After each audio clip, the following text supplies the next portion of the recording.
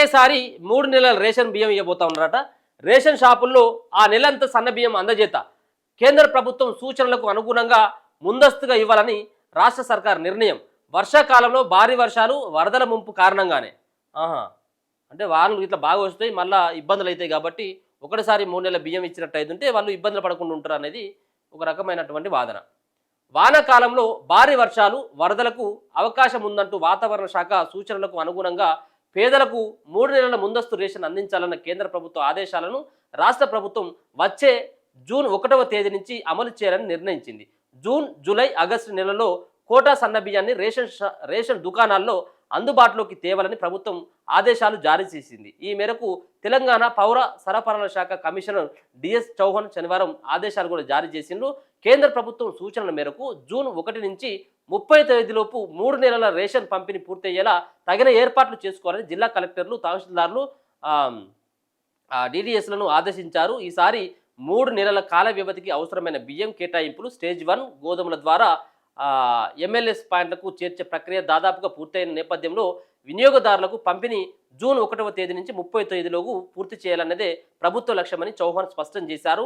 నిబంధనలకు అనుగుణంగా ప్రజలందరికీ ఫోర్టిఫైడ్ సన్న బియ్యం పంపిణీ చేయాలని నిర్ణయించినట్టు తెలిపారు. ప్రతి నెల ఇచ్చినట్లుగానే ఆహార భద్రత కార్డు కలిగిన వారికి తలా 6 కిలోల చొప్పున ఒకేసారి 3 నెలల బియ్యాన్ని అందజేస్తారని తెలిపారు. ఏఎఫ్ఎస్సి ఏఎఫ్సి కార్డుదారులు 35 కిలోల బియ్యం, అన్నపూర్ణ కార్డుదారులకు 10 కిలోల చొప్పున బియ్యం అందజేస్తారని తెలిపారు. ఏఏవై కార్డుదారులకు పంచదార 13 రూపాయల 50 పైసలకు కిలో చొప్పున ఇస్తారని తెలిపారు. గోధుమలు ఇవన్నీ రావు కానీ మొత్తానికైతే రేషన్ బియ్యం అయితే వస్తాయి. 6 కిలోలు ఒక్కొక్క వ్యక్తికి 6 కిలోల బియ్యం ఏదైతే ఉచితంగా ఇస్తా ఉన్నారో ఆ బియ్యాన్ని 3 నెలల పాటు కూడా ఒకటేసారి ఇవ్వబోతా ఉన్నది తెలంగాణ రాష్ట్ర సర్కార్. ఇది కేంద్ర ప్రభుత్వ నిర్ణయం. నిన్న హైదరాబాద్లో కాసేపు అయితే దంచుకొట్టింది వాన. పలు ప్రాంతాలు కూడా జలమయమైనటువంటి ఒక వార్త చూసుకోవచ్చు. ఇక రేషన్ తీసుకోవడం లేదు, కార్డుదారులు ఏమయ్యారు? సన్న బియ్యానికి ముందుకు రాని వారు దరిదాపుగా 1,62,773 మందట.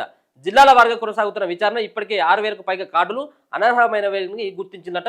రాష్ట్రంలో అనుమానాస్పద రేషన్ కార్డులపై ప్రభుత్వం దృష్టి సారించింది. కార్డుల లబ్ధిదారుల సంఖ్య మేరకు డీలర్లకు ప్రతి నెల రేషన్ పంపిస్తున్నప్పటికీ చాలా మంది తీసుకోవడం లేదు. దీంతో పౌర సరఫరాల శాఖ గడిచిన 6 నెలల నుంచి బియ్యం తీసుకుని వారి లెక్కలు తీయగా ఏకంగా 96,000 కార్డులు తేలాయట. ఇందులో ఈ నెల 22 వరకు చేపట్టిన విచారణలో 6,000కు పైగా రేషన్ కార్డులు అనర్హమైనవని గుర్తించేందుకు క్షేత్రస్థాయిలో విచారణ కూడా జరుపుతా ఉన్నారట. మరి ఏడబోయినాయి మరి ఈ కార్డులు? మరి గతంలో సంబంధించినటువంటి ఈ కార్డులకు బియ్యం ఇచ్చింది, మరి ఆ బియ్యం ఏడబోయినాయి? ఇగో రాష్ట్ర వ్యాప్తంగా మే మొదటి వారం నాటికి 90.71 లక్షల రేషన్ కార్డులు ఉన్నాయి.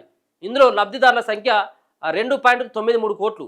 వీరి కోసం ప్రతి నెల 1.90 లక్షల టన్నుల బియ్యం ప్రభుత్వం డీలర్లకు పంపిస్తుంది. ఉచితంగా సన్న బియ్యం పంపిణీ మొదలయ్యాక వాటిని తీసుకోవడానికి బారులు తీరుతున్న 1.6 లక్షల మంది మాత్రం ముందుకు రావడం లేదు.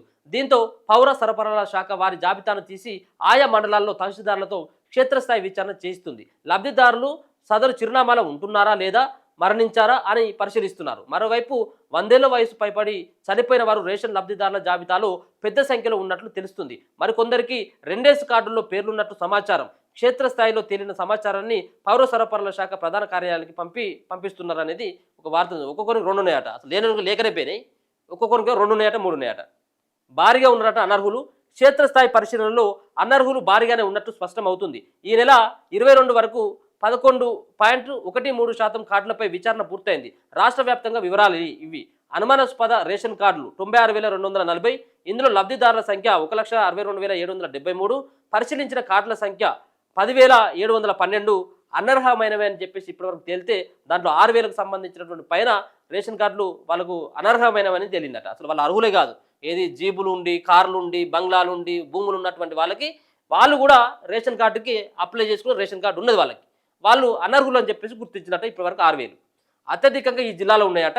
అనుమానాస్పద రేషన్ కార్డులు 5,000 పైచిలుకున్న జిల్లాలు 5 ఉన్నాయట. హైదరాబాదు, మేడ్చల్, రంగారెడ్డి, సంగారెడ్డి, నల్గొండ. అంటే ఇది చూడిగా ఏది సిటీకి సరౌండింగ్ సిటీలో ఎక్కువ ఉన్నాయి, ఈ సిటీ ప్రాంతంలోనే ఎక్కువ ఉన్నాయట.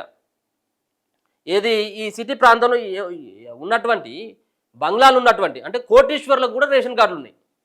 కోటీశ్వర్లకు రేషన్ కార్డులు ఇప్పుడు దీని ద్వారా తెలుస్తుంది హైదరాబాద్, మేడ్చల్, రంగారెడ్డి, సంగారెడ్డి ఇలా అందెవరు ధనవంతులే ఉండేది ఇక్కడ. 90% ధనవంతులే ఉండేది ఇక్కడ. ఇగో రంగారెడ్డిలో రేషన్ కార్డులు 6,711, లబ్ధిదారులు 12,037, విచారించాల్సినవి 4,724, అనర్హమైనవి 1,909 అట. ఈ సూర్యాపేటలో కూడా అనర్హమైనవి 1000కి పైన వెళ్ళినాయి. ఇక సూర్యాపేటలో 100%, 12 జిల్లాలో 0 విచారణ అట. రేషన్ కార్డుల విచారణలో సూర్యాపేట జిల్లా అగ్రస్థానంలో ఉంది. కామారెడ్డిలో 83.33, సిరిసిల్లలో 68.06, కరీంనగర్లో 63.49% పూర్తయిపోయింది అనేది. మొత్తానికైతే రేషన్ కార్డుల దాంట్లో చాలా రకాలైన అవకతవకలు జరిగినాయి గతంలో కూడా. ఈ 35 కిలోలకు సంబంధించినటువంటి ఏదైతే కార్డు ఉంటుందో దాంట్లో కూడా ఉన్నటువంటి వాళ్ళకి వచ్చినాయి. ఏది భూములు, ఇండ్లు ఉన్నటువంటి వాళ్ళే దాంట్లో మేమే ఇంకా దారిద్ర్య రేఖకు ఇంకా దిగుకు మేమే ఉన్నాం కాబట్టి మాకే ఇవ్వాలని చెప్పేసి వాళ్ళు పెట్టుకున్నారు. చాలామంది ఇటువంటి రేషన్ కార్డులకు సంబంధించినటువంటి దాంట్లో చాలామంది బీద వాళ్ళకి లేవు, ఉన్న వాళ్ళకు చాలా ఉన్నాయి. వీటిని ఏరివేసేటువంటి కార్యక్రమాన్ని కూడా మేము ముంగటేసుకుంటాం. అర్హులైనటువంటి వాళ్ళకు రేషన్ కార్డులు ఇస్తామని చెప్పేసి గతంలో చెప్పింది ప్రభుత్వం. మరి ఇప్పటివరకు మరి చేసినవి చాలా తక్కువ.